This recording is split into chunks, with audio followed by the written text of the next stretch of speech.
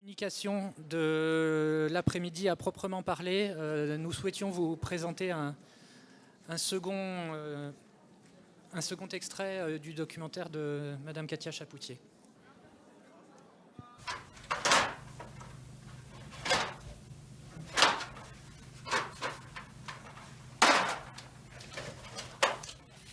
J'ai passé une très grande période de sidération quand on a su que, quand on nous a appelés, enfin je sais pas, toutes mes émotions se sont arrêtées et ça a duré très longtemps. Je ne savais pas quoi c'était dû et puis je me suis dit ma fille vient de mourir quand même, j'ai le droit d'aller voir un psy. Donc je me suis donné permis de m'occuper de moi. Alors j'ai été voir quelqu'un pendant 1 an et ben je ne disais rien. Hein. Je parlais de la pluie, du beau temps, de mon travail, mais j'arrivais pas. J'étais pas prête, je pense. J'étais tellement dans mon truc de sidération là que j'étais pas capable de parler. C'était pas.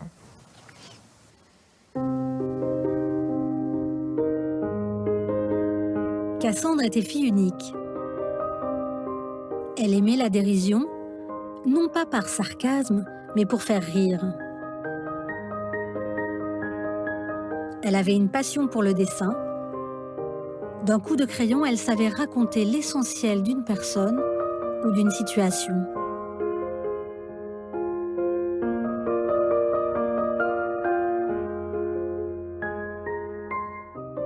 À 32 ans, Cassandre s'est pendue.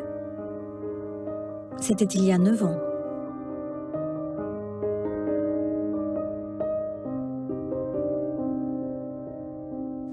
Je n'ai pas pleuré une seconde. Je consolais Paul. J'ai l'épaule. Je crois que c'est ça qui m'a un petit peu. Quand je disais le pauvre homme, il a perdu sa fille, il doit être malheureux. Et je pensais pas à moi. Je me disais il faut que je l'aide. Donc parce que lui, il était beaucoup plus. Enfin, il était perdu. Enfin, moi aussi, peut-être, j'en sais rien. Mais je me disais, je ne peux pas ne pas l'aider. Donc, ça m'a aidé, moi. Immédiatement après la mort de Cassandre, j'ai écrit, moi. J'ai écrit 200-300 pages. Hein. J'ai écrit à ma fille, toutes les nuits, pendant 2 ans.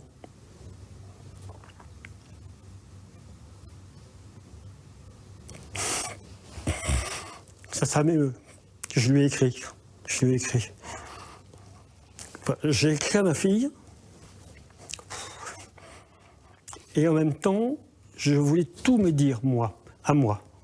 Qu'est-ce que j'ai, moi, envie de penser, de réfléchir, je veux que tout soit dit, je veux tout me dire. Et d'ailleurs, j'ai relu, d'ailleurs, c'est peut-être pour ça que j'ai les larmes aux yeux, je l'ai relu, je l'ai jamais relu, mais je l'ai relu là, avant qu'on se voit. Je l'ai relu et je me dis, oh là là, il était mal le bonhomme avant, hein. Il était mal. Voilà, un grand merci à Katia Chapoutier de partager avec nous ces témoignages qui illustrent avec force l'onde de choc à laquelle sont confrontés les endeuillés par suicide. C'est l'occasion pour moi d'introduire la première communication de cet après-midi, communication qui sera faite par le docteur Jean-Jacques Chavagna, qui nous fait l'honneur et l'amitié de venir de Poitiers pour nous parler du deuil par suicide, qui est un deuil définitivement pas comme les autres. Donc Jean-Jacques Chavagna est coordonnateur médical du 3114 de Poitiers, coordinateur médical de Vigilance Poitiers, Nouvelle-Aquitaine, psychiatre d'adultes, d'enfants et d'adolescents chargé d'enseignement à la faculté de Poitiers de médecine. Et il a une expérience précieuse, longue et précieuse sur la question de la prévention du suicide. Et donc, c'est un plaisir de lui laisser la parole. Merci pour cette invitation qui fait beaucoup de plaisir d'être avec vous. Et je vais essayer de partager avec vous quelques réflexions sur ce sujet complexe et sur lequel je travaille depuis longtemps. Alors, voilà le plan. Donc, on va parler un petit peu du deuil, en général, les endeuillés par suicide, bien sûr.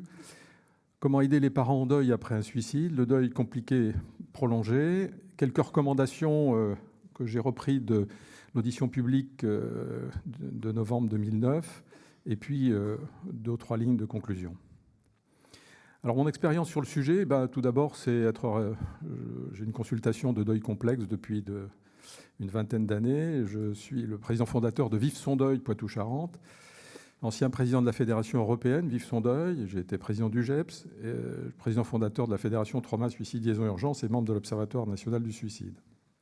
Alors, le deuil, juste une citation, « Nul ne peut s'arranger avec la mort, mais chacun de nous trouve une issue pour s'arranger avec les morts. » Voilà le clown triste de Watteau, et cette citation de Victor Hugo dans Notre-Dame de Paris, « Les habits de deuil ont beau s'user et blanchir, le cœur reste noir. »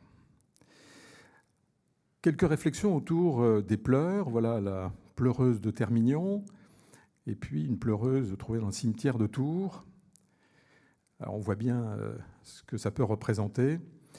Eh bien, les yeux sont les portes du cœur et les larmes le messager qui brouille le regard le temps de son passage. Ces larmes qui nous échappent sont prises dans des configurations de sens qui évoluent pour les hommes et pour les femmes selon les usages, selon les institutions et selon les rituels. Voilà un homme qui pleure. Néanmoins, le deuil demeure la situation où les larmes masculines sont permises, voire valorisées. Les témoignages de deuil provoquent les seules larmes qu'un homme puisse dignement verser en public. Voilà des propos que j'ai trouvés dans Histoire des larmes, pour ceux que ça intéresse, d'Anne-Vincent Buffo. En clinique, il conviendra de savoir accueillir ces larmes, qui sont pour moi un don que l'endeuillé nous fait. Nous n'encouragerons ni nous ne brimerons ces larmes qui sont une fenêtre sur l'intime. Cette attitude va à l'encontre des propos habituels. Arrête de pleurer, pense à autre chose, sors. Ceci peut être entendu comme de l'incompréhension, voire des reproches à l'encontre de l'endeuillé. Une citation d'un personnage célèbre que vous trouverez peut-être. « J'ai tout tenté pour modérer ma douleur. Vous en êtes témoin. Il n'y a pas un seul ouvrage sur l'adoucissement des peines de cœur que je n'ai lu chez vous. J'ai fait plus, et sans doute personne avant moi n'en avait donné l'exemple. J'ai composé sur moi-même des lettres de consolation. Je passe mes jours entiers à écrire. Au fond, je n'y gagne rien, mais j'occupe mon esprit. Pas assez pour l'arracher tout à fait à la pensée qui l'obsède, assez pour y faire quelques diversions. » Eh bien, ce grand homme, c'est Cicéron. Vous pouvez vous rapprocher de ce qu'il a écrit sur le décès de sa fille Tullia. Ce sont des lettres très intéressantes. Classiquement, le deuil se limite à la perte par décès d'un parent, d'un être cher, plus généralement d'un autre significatif, comme par exemple un animal de compagnie, et aux conséquences biopsychosociales qui s'ensuivent. Le deuil est, pourrait-on dire, par assimilation somatique, une blessure mentale que l'on peut qualifier de normale. Il existe en France métropolitaine plus de 500 000 décès par an. Cela correspond au moins à 6 personnes en deuil pour un décès, soit 3 millions d'endeuillés par an. Et dans certaines cultures, c'est plutôt 10 à 20 personnes qui sont endeuillées en raison d'un groupe familial plus important. Et c'est le cas notamment dans nos départements et territoires ultramarins, mais pas que. Il existe toujours une réaction dépressive normale, elle s'estompe progressivement. Ceci n'exclut pas des manifestations normales de tristesse tout au long de la vie. Nous considérons que le deuil n'est pas un état passager plus ou moins long, mais un état de deuil permanent, évolutif, tout au long de la vie. C'est pour cela que je préfère l'appeler chemin de deuil. Et au cours du chemin de deuil habituel, les réactions de douleur deviennent moins fortes et ne viennent plus paralyser l'individu dans sa vie courante. De nouveaux investissements affectifs peuvent se mettre en œuvre. Certains parlent de phase de récupération. Nous proposerons plutôt le terme de phase de réaménagement, car la personne endeuillée n'est plus la même. Nous nous plaçons plus dans un abord affectif ou libidinal que dans un abord comportemental. Si tous les deuils s'accompagnent d'une réaction dépressive, certaines personnes présentent un état dépressif caractérisé à l'issue de cette perte. Il peut apparaître assez rapidement et durer, ou bien se produire à distance quelques semaines, voire plusieurs mois après, et notamment vers 4 à 6 mois. Quelques réflexions autour du deuil des hommes. Les hommes expriment moins leur deuil, mais n'ont pas forcément un plus mauvais pronostic. Ils ont d'autres stratégies, plus physiques. Je cite 2 exemples parmi mes patients. Un père a remonté la vieille voiture que son fils avait achetée. Un autre père a terminé les travaux dans la maison de son fils défunt. Alors, les endeuillés par suicide. Eh bien, le suicide impose ce que j'appellerais un héritage symbolique atypique dans les représentations collectives. Il remet en question les repères personnels, familiaux et sociaux. L'évidence de leur présence au monde, ce qu'on peut appeler l'être au monde, semble dès lors questionnable et surtout questionnée par le geste posé par celui qui s'est suicidé. Si le suicide est avant tout un acte de violence contre soi-même, c'est aussi un acte de violence extrême contre l'autre, qui va devenir l'endeuillé par suicide. Il utilise la mort comme argument décisif, fermant à tout jamais la relation. Chez l'endeuillé, il peut exister une recherche de la relation dans le spiritisme et un intérêt pour les livres sur la vie après la mort. Le suicide confronte abruptement à la réalité de la mort, à celle de l'autre, mais aussi à celle de l'endeuillé par suicide. La remise en question est alors totale, personnelle, familiale, amicale, sociétale. Il existe un risque de psychotraumatisme, d'autant plus que la personne a vu le suicidé agir ou son cadavre. Un état aigu de stress post-traumatique peut apparaître. Quelques mots sur ce que j'appelle une analyse un peu plus détaillée. Tout d'abord, la perte d'un proche par suicide peut être redoutée. J'ai bien peur que ça arrive, entend-on. D'autres fois, elle semble beaucoup plus brutale.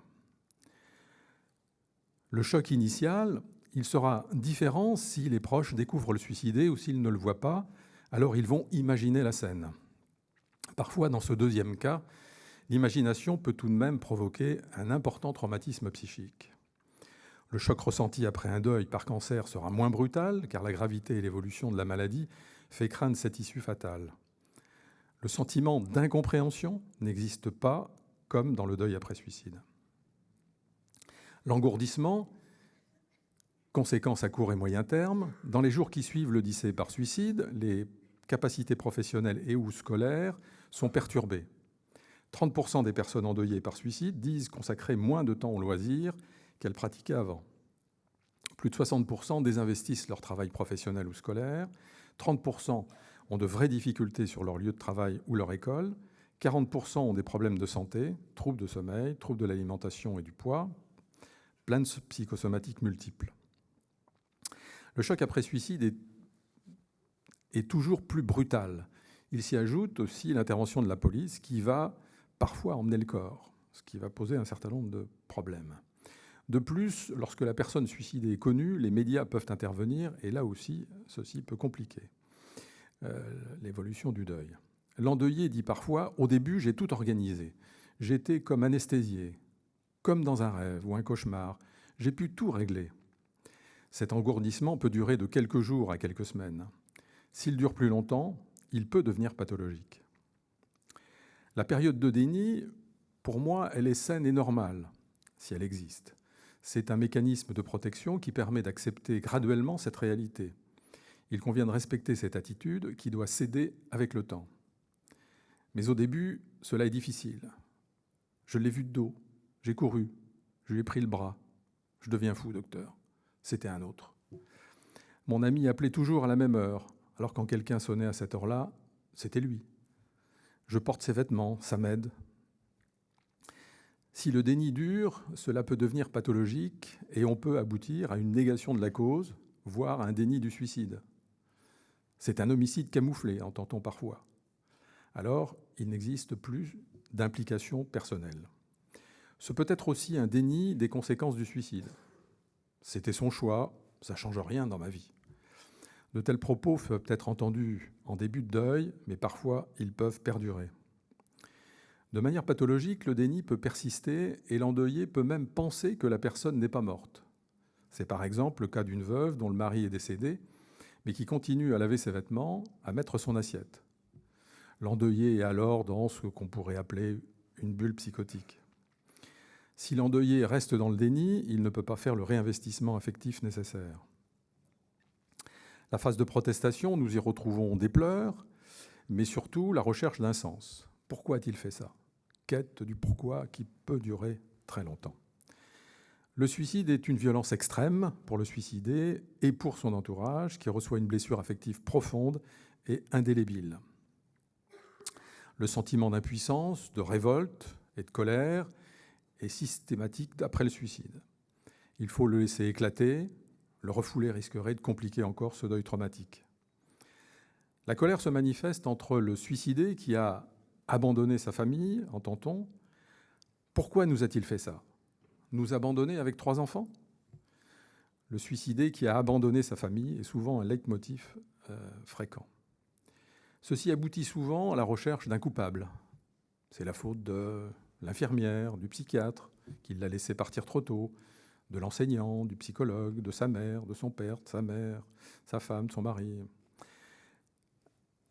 En quelques mots, un exemple de recherche. Un psychiatre américain a écrit à ses collègues pour leur demander s'ils avaient eu des patients décédés par suicide et quelles avaient été leurs réactions et la réaction de l'entourage de l'endeuillé.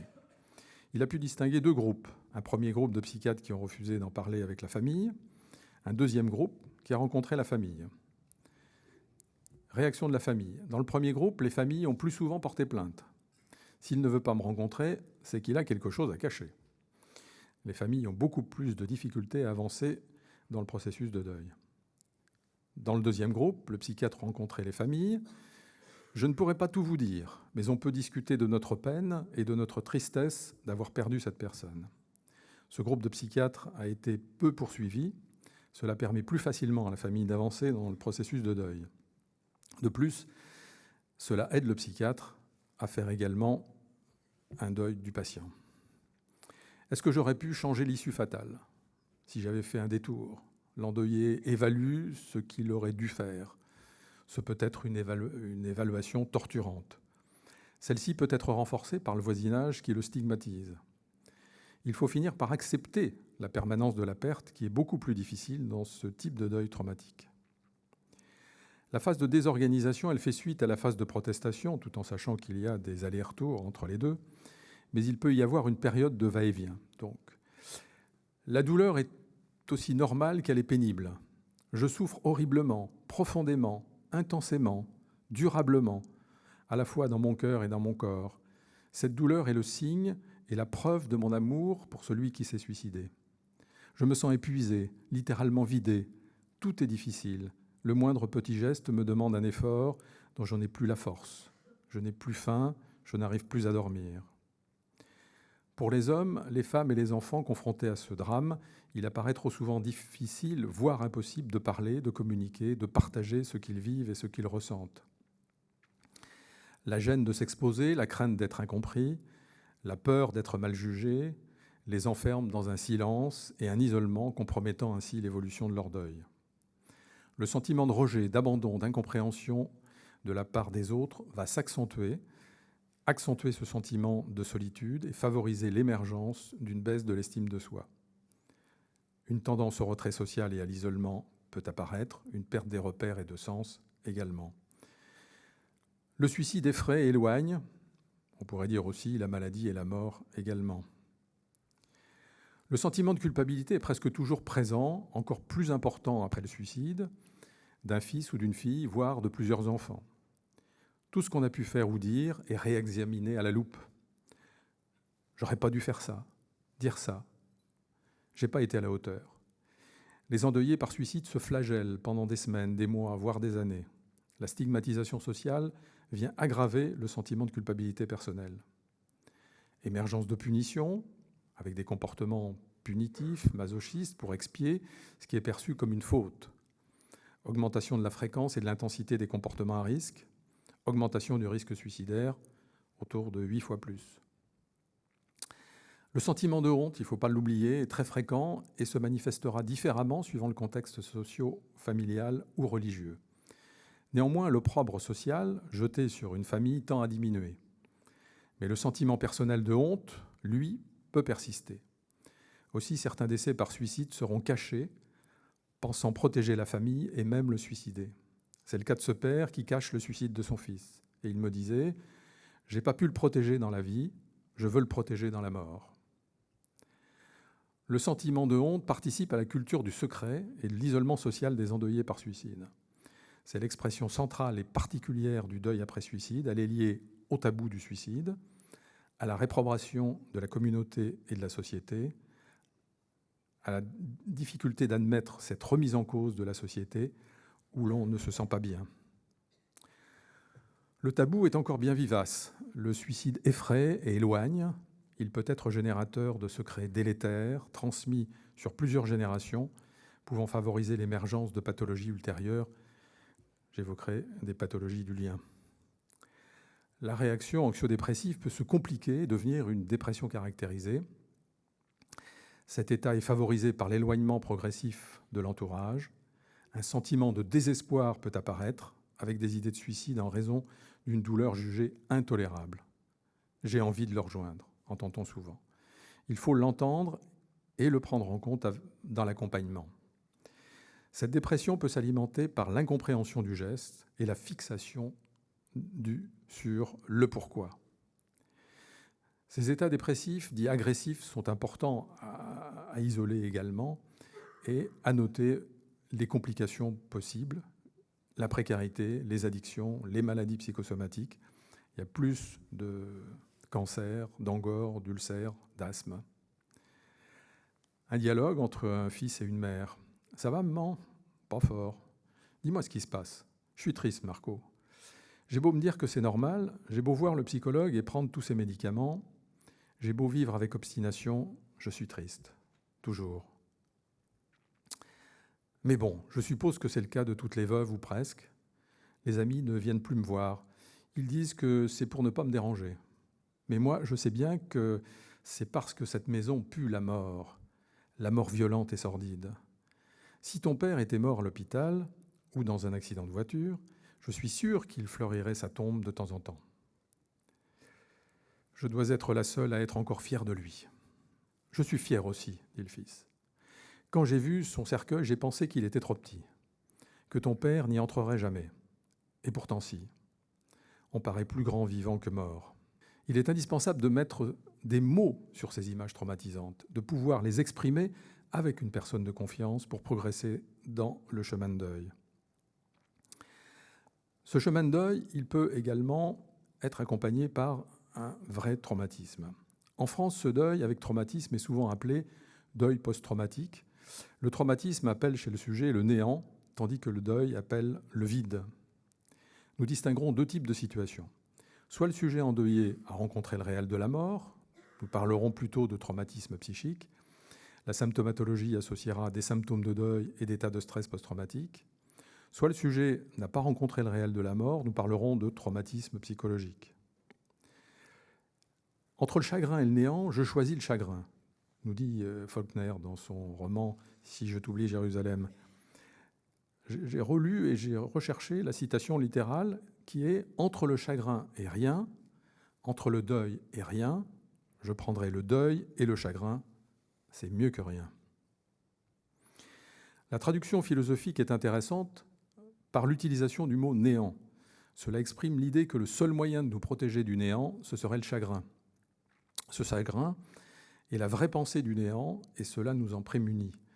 Elle va aider l'endeuillé à exprimer ce qu'il ressent et qui est si difficile à exprimer. Alors à qui parler ? Au sein d'associations qui sont nombreuses, auprès de professionnels intéressés et formés à ces sujets. C'est d'autant plus vrai que le suicide, même s'il peut trouver des explications plus vastes et plus complexes, comporte toujours une adresse à l'autre. Un « ne m'oubliez pas », tragique, qui inscrira un peu plus fortement encore le disparu dans le souvenir de ses proches. Suicide accompli malgré les siens, pardonnez-moi, je vous aime, mais j'en peux plus. Une apparence de reproche à celui ou celle qui n'a pas compris, qui n'a pas aimé suffisamment, mais comment ne pas percevoir alors que si le suicidé est mort, ce sont les autres qui se retrouvent en enfer. On peut en effet pleurer un être cher disparu, mais le chagrin éprouvé, si ce dernier s'est suicidé, est souvent refoulé par suite d'une incapacité des proches à parler de cette mort. Ainsi s'opère un double mouvement. Le suicidé s'inscrit violemment dans le souvenir de ses proches, et ceux-ci n'ont pas toujours la possibilité d'évoquer son souvenir et ainsi de parvenir à supporter ce deuil. Le suicide a donc un effet de renfermement qui laisse ceux qui restent dans une grande difficulté à verbaliser le trop-plein de sentiments, de reproches, d'incompréhension auxquels il les confronte. Alors pour aider les parents en deuil après suicide, quelques pistes. Aucune mort n'est plus triste que celle d'un enfant et sans doute est-ce la plus difficile à affronter. Dans la société actuelle, les parents ne s'attendent pas à ce que leurs enfants meurent avant eux. Aussi, chaque année, des milliers de parents font face à la perte de leur enfant. Chaque jour, ils doivent essayer de reconstruire leur vie brisée. C'est loin d'être facile. Les amis et la famille qui offrent secours et aide dès la tragédie s'éclipsent souvent et les parents accablés se sentent isolés et déprimés. Quand ils ont besoin d'exprimer ce qu'ils ressentent, les autres sont souvent gênés de parler du défunt. Ils changent de sujet et commencent à éviter les parents. Afin d'aider les personnes qui souhaitent venir en aide à ces parents, une liste de comportements souhaitables et non souhaitables suit, et je vous la propose à votre sagacité. Un comportement souhaitable. Laisser apparaître son chagrin et son désarroi. Être disponible. Écouter. Faire les courses. Aider les autres enfants. Être utile pour quoi que ce soit, même si ça peut sembler sans importance. Dire que l'on est bouleversé de ce qui vient d'arriver et qu'on est conscient de la souffrance. Permettre aux personnes en deuil d'exprimer autant de chagrin qu'ils le souhaitent et qu'ils sont désireux de partager. Les laisser parler de la personne décédée autant et aussi souvent qu'ils le désirent. Parler des qualités personnelles du défunt. Être attentif à l'égard des frères et sœurs. Les parents ne sont peut-être pas en mesure de s'occuper d'eux comme ils le voudraient. Rassurer les proches en leur disant qu'ils ont fait tout ce qui était en leur pouvoir, en soulignant tous les aspects positifs de leur comportement à l'égard du décédé.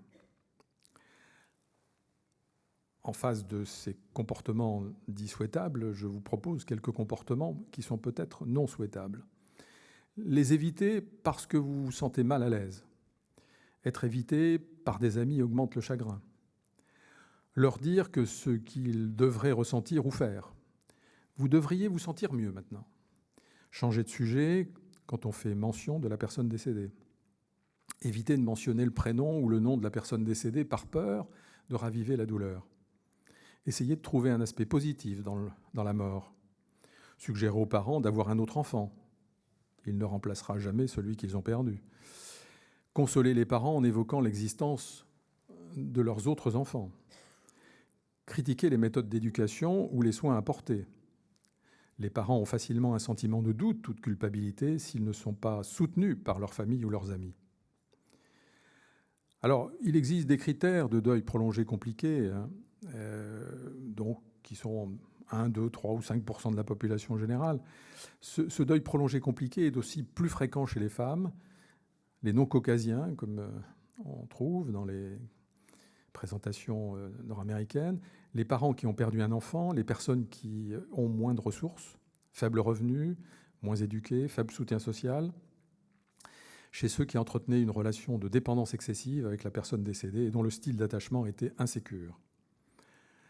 Alors, on va passer en revue rapidement cette liste. Sentiments intenses et persistants de nostalgie et de manque de l'autre, sentiments fréquents et persistants de solitude, sentiment que la vie n'a plus de sens sans la personne décédée, désir de mourir pour retrouver la personne décédée ou parce que la vie est insoutenable sans l'autre, pensées et souvenirs intrusifs de la personne décédée qui interfèrent avec les activités quotidiennes, rumination fréquente de pensées troublantes associées à la perte, sentiment récurrent d'incompréhension ou difficulté à comprendre la finalité de la perte, sentiment persistant de choc ou d'avoir été assommé, ou impression d'être engourdi émotionnellement depuis le décès, sentiment récurrent de colère ou d'amertume associé au décès, difficulté persistante à faire confiance ou à être bienveillant avec d'autres personnes, ressentir fréquemment la douleur ou d'autres symptômes qu'avait la personne décédée, entendre ou voir la personne décédée,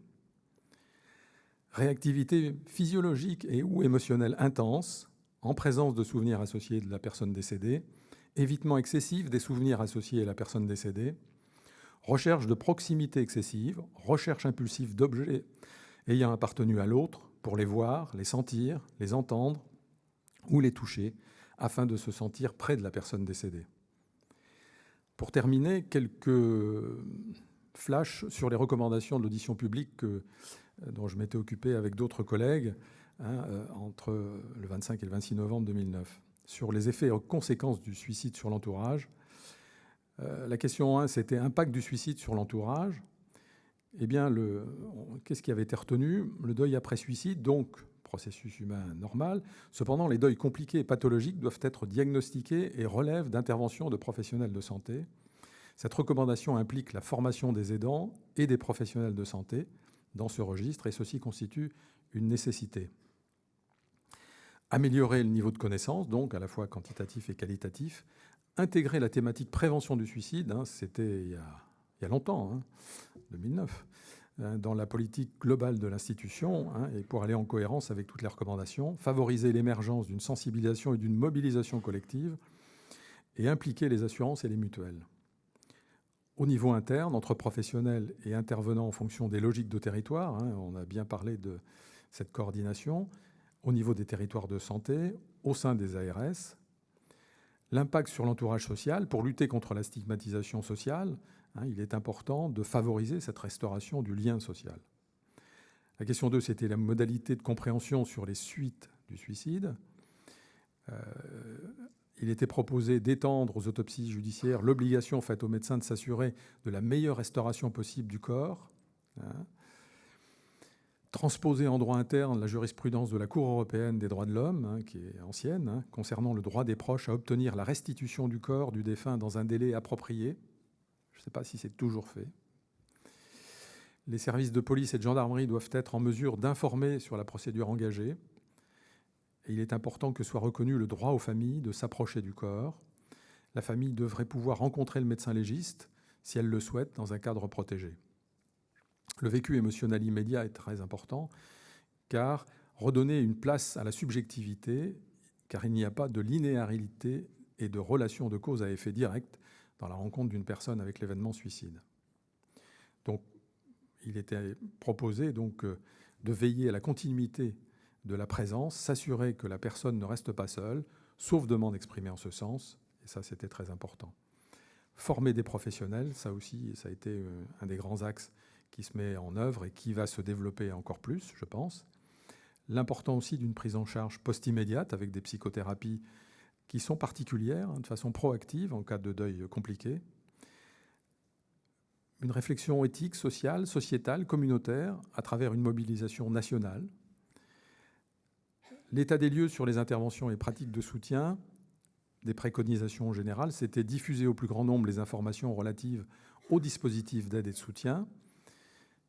Les services de secours doivent eux aussi être informés systématiquement. Donc et le jury de l'audition publique recommandait la création d'un document, ce qui a été fait, d'une plaquette recensant toutes les modalités d'aide. Le jury de cette audition préconisait la mise en place d'une instance départementale sous l'autorité du préfet. Donc voilà. Cette instance départementale devant promouvoir et soutenir les programmes de formation, mais ils sont déjà en place maintenant, et on voit bien d'où on vient. Le jury de l'audition publique recommandait également de réfléchir sur l'opportunité d'un dispositif d'appel. Clin d'œil. Le sens de ces recommandations vise à refuser de traiter l'entourage des suicidés comme des personnes malades, mais au contraire à offrir un rôle et un dispositif actif comme relais. Une démarche de prévention, et pour ça il s'agit d'informer les publics, ça c'est très important. Des recherches multidisciplinaires étaient préconisées. De faire des recherches cliniques longitudinales, ça reste encore à faire. De faire un état des lieux en France le plus précis possible. Enfin, et je resterai dans mon timing, en guise de conclusion, tant que je pense à lui, il existe.